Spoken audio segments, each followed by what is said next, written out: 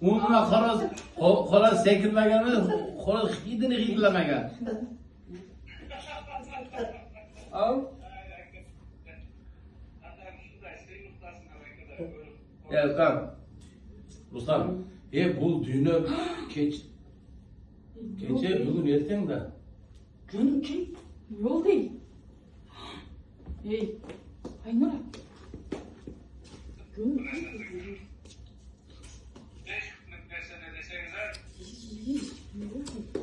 Hey, kim ayıttı? Al, kayra çalar Rustam. Hı. Kaçan?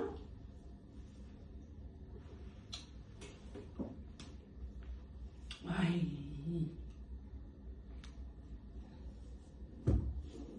Kaçan интересно органы кино? Эй, relax! Срочно!